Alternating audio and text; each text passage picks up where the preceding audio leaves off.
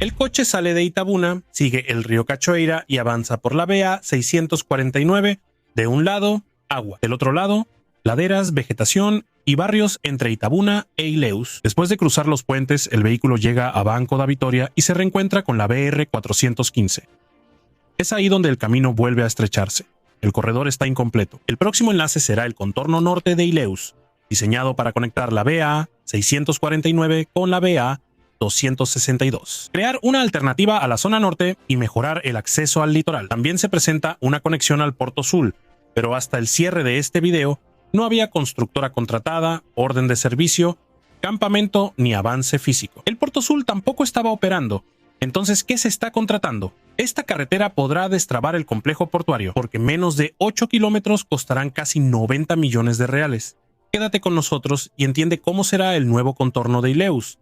¿Qué ha definido ya la ingeniería? ¿Y por qué esta carretera puede estar lista antes que el corredor portuario al que suele estar asociada?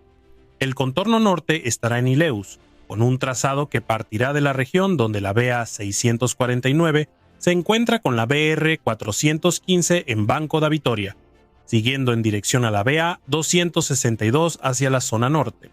El corredor funcionará así: BA 649 Banco da Vitória, contorno norte, BA 262, Iguape y Litoral Norte. El Sistema Nacional de Vialidad delimita el segmento entre los kilómetros 10.8 y 17 de la BR 415, una diferencia de 6.2 kilómetros. Por su parte, el eje definitivo en el proyecto básico tiene poco más de 7.6 kilómetros. Ambos números aparecen en el mismo documento oficial. Sin embargo, la resolución no explica la diferencia metodológica. Por eso, no hay base para tratarla como un error de medición o una reducción del alcance. Cabe destacar que el segmento está clasificado como planeado. Eso significa que no se trata de recuperar una carretera existente, sino de construir una nueva conexión. Más precisamente, un viaducto sobre la BR 415 cerca del puente Ponte do Fundão. Pero la duda que queda es si la carretera tendrá menos de 8 kilómetros. ¿Por qué tardó tantos años en llegar a la contratación? La respuesta comienza mucho antes del actual pliego. El presupuesto de Bahía ya preveía, en 2010, la ampliación del anillo de circunvalación de Ilhéus. La propuesta, sin embargo, era más amplia, con 26 kilómetros y no debe confundirse con el actual contorno norte. 13 años después, las autoridades estatales presentaron una solución más específica, una vía que parte del cuarto puente de la BR 649 en Banco da Vitória, rumbo a Iguape y a la zona norte. Aún en 2024, el organismo federal aceptó recibir de la Secretaría de Infraestructura de Bahía el proyecto desarrollado por el Estado, sin transferencia de recursos. El proyecto básico fue aprobado en abril de 2025. En julio de 2026, el DENIT abrió la licitación para elaborar el proyecto ejecutivo y ejecutar las obras. Por lo tanto, la licitación no surgió de una idea recién anunciada. Sin embargo, hay una contradicción. Mientras la futura autopista avanzaba hacia la contratación, Porto Sul y el ferrocarril, que deberían sostener el principal corredor logístico, seguían otro ritmo. Antes de entender esa diferencia, es necesario analizar lo que la ingeniería realmente definió para esos menos de 8 kilómetros. Hasta el cierre de este video, la autopista aún no estaba en construcción. El proyecto permanecía en la fase de licitación electrónica, sin empresa ganadora, contrato, orden de servicio, campamento de obra movilizado, ni avance físico. La etapa, sin embargo, va más allá de una promesa. El contrato será semi-integrado. Esto significa que el Departamento Nacional de Infraestructura de Transportes, DENIT, ya definió las soluciones principales, pero la futura constructora deberá detallar dimensiones, métodos cuantitativos, interferencias y procedimientos de ejecución. La carretera, por lo tanto, alcanzó una etapa técnica más madura que la de otros componentes del corredor logístico. Pero avanzar en la documentación no significa estar listo para construir. En el terreno, el primer desafío será transformar el trazado diseñado en una plataforma vial ejecutable. Antes de los cortes, la empresa deberá validar la información disponible y podría necesitar complementar levantamientos topográficos, sondeos geotécnicos y catastros de interferencias.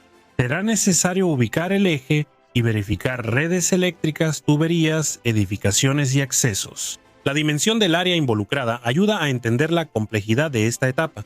El área declarada para ampliación posee aproximadamente 450.000 metros cuadrados, cerca de 45 hectáreas delimitadas por 157 vértices georreferenciados. Esta área no corresponde solo a la pista. Incluye plataforma vial, acotamientos, cortes, rellenos, taludes, drenaje, conexiones, estructuras y derechos de vía. Con el terreno delimitado y los levantamientos concluidos, comienza el movimiento de tierras que crea la base de la carretera. En los tramos altos, las excavadoras hacen cortes. En las depresiones, el suelo se deposita y compacta para formar rellenos. Se busca aprovechar el material excavado reduciendo el transporte y el desecho. Sin embargo, suelos húmedos, orgánicos o poco resistentes pueden requerir remoción, sustitución o estabilización con grava, cal, cemento, georejillas y geotextiles. Pero preparar el suelo no será suficiente. El siguiente desafío será controlar el agua. Es en este punto donde entra el drenaje. El sur de Bahía tiene lluvias que requieren atención al control del agua, una de las principales enemigas del pavimento.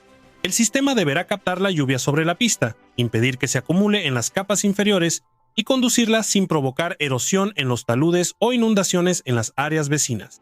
Una carretera puede recibir un revestimiento resistente y aún así presentar baches, hundimientos y deformaciones prematuras cuando el agua llega a la base o a la subrasante. Con la plataforma preparada y el drenaje instalado, comienza la formación del pavimento. La secuencia convencional parte de la subrasante compactada, pasa por un posible refuerzo, su base y base, y termina en el revestimiento final. Los espesores dependerán de la resistencia del suelo, del volumen de vehículos, de la participación de camiones, de las cargas por eje, de las lluvias y de la vida útil adoptada en el proyecto. El pliego confirma la implantación y el pavimentado del segmento, pero los documentos disponibles no permiten identificar la composición de las capas ni el tipo de revestimiento. Por eso, el uso específico del concreto asfáltico mezclado en caliente, el cebuque, no debe ser tratado como información confirmada. Pero la complejidad de la obra no estará solo en el pavimento. Las intersecciones también tendrán un papel decisivo. Hay indicación pública de que el proyecto deberá incluir al menos un viaducto sobre la BR 415 cerca de la Ponte do Fundão. Así, el contorno norte ya tiene un eje técnicamente definido. Sin embargo, la versión final solo surgirá cuando el proyecto confronte el diseño original con el suelo, el agua, el tráfico y las condiciones reales del terreno. Después de tantos detalles técnicos, vale la pena hacer una pausa para traducir la escala del proyecto. El área delimitada para la implementación tiene aproximadamente 450.000 metros cuadrados. Eso equivale a cerca de 63 campos de fútbol oficiales. Pero atención, no significa que toda esa superficie será pavimentada. El polígono incluye la plataforma de la carretera, cortes, rellenos, taludes, drenaje, dispositivos de conexión, estructuras y derecho de vía.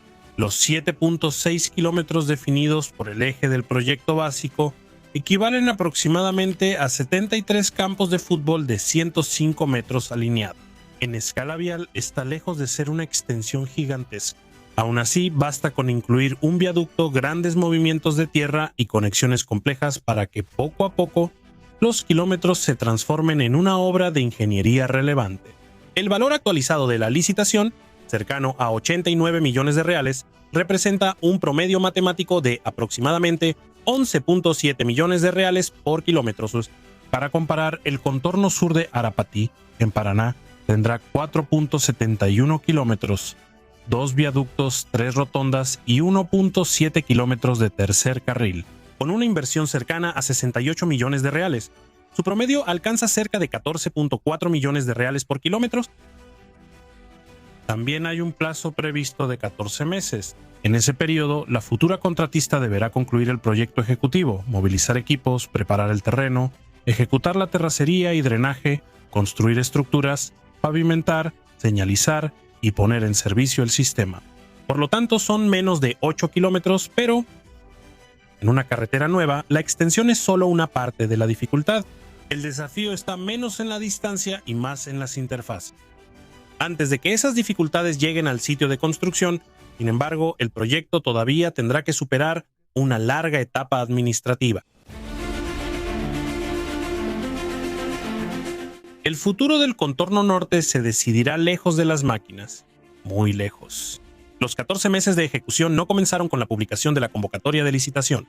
Antes de la obra, el proceso necesita recibir propuestas, analizar documentos, habilitar a los licitantes, juzgar recursos, homologar el resultado, firmar el contrato y emitir la orden de servicio. Por eso no existe una fecha segura para la entrega. Cuando entre en operación, la conexión podrá completar el corredor iniciado por la BA 649, ofrecer una alternativa para la zona norte de Ileus y reducir el tráfico de las rutas urbanas. También tiende a facilitar los viajes a Iguape, a Itacaré y al litoral norte y mejorar la circulación de trabajadores, servicios y mercancías. Pero esos beneficios son expectativas. No hay estudios públicos para afirmar cuántos vehículos serán desviados, el tiempo ahorrado o la reducción de los congestionamientos y accidentes. Y aquí regresa la contradicción presentada al principio. El contorno norte está en licitación, el ferrocarril de integración oeste-este, Piol 1 proyectado hasta Ileus, enfrenta redefiniciones contractuales y económicas. Por su parte, parte del Porto Sul sigue sin operar y depende de financiamiento, reorganización empresarial y reanudación de las obras. Son proyectos conectados pero con tiempos diferentes. La carga principal de la terminal de Bamín, el mineral de hierro, fue planeada para llegar a Ileus por el Fiol. El contorno tendrá un papel complementario apoyando a los trabajadores, servicios, equipos, cargas por carretera y la movilidad regional. Según la agencia Infra, el financiamiento autorizado puede llegar a 6.50 y 9.000 millones de reales. Sin embargo, la aprobación por el Fondo de la Marina Mercante no representa dinero liberado ni reanudación automática. También es necesario tener cautela al llamar al Porto Sul el puerto más grande del nordeste. La terminal aún no está en funcionamiento. Los proyectos presentan capacidades diferentes y el mayor depende del criterio adoptado.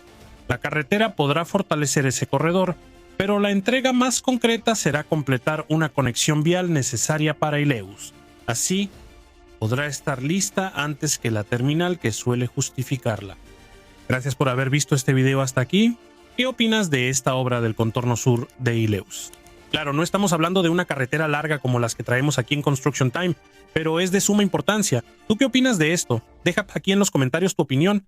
Yo me despido por ahora. Un fuerte abrazo y hasta el próximo video.